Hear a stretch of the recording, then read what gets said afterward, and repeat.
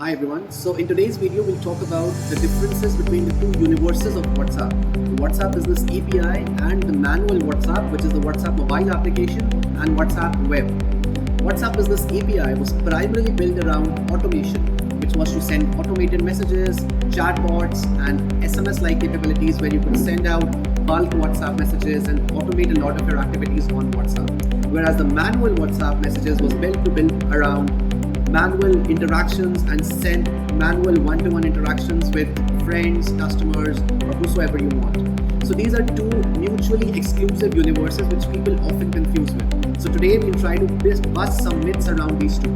So firstly, when you register a number with either one of them, either WhatsApp Business API or with a manual WhatsApp, you cannot register the same number in the other one.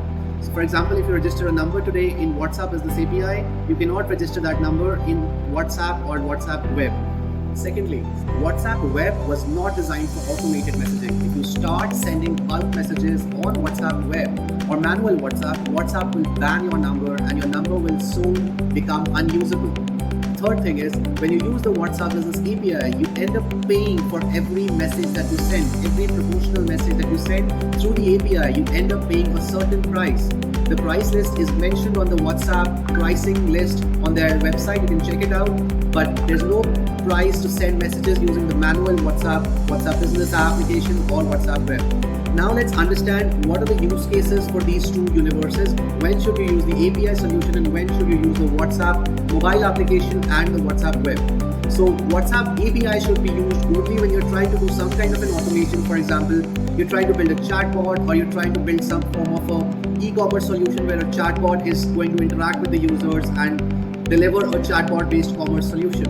A WhatsApp web or a manual solution should be used when you're trying to build a one-to-one relationship with your clients, especially in the case of sales, customer support, or in the case of recruitment, for instance. Eazybe is one solution that can help you integrate with your WhatsApp web and help you with a lot of your business practices, such as integrating your WhatsApp web with your CRM and sending messages from WhatsApp web, logging them into your CRM, and manage your CRM directly from WhatsApp. So use WhatsApp web more productively for sales, customer support, and a lot more activities along with Eazybe. Thank you. Do try it out.